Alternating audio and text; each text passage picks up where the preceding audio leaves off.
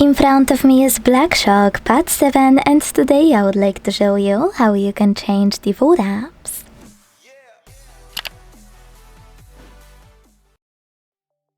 First of all, launch settings and click on apps over here. Now, scroll a tiny bit to choose default apps section, and when you're ready, select one of those. For example, I wish to change my browser, so I have to click here on Browser app, tap on Opera to apply it, and go back.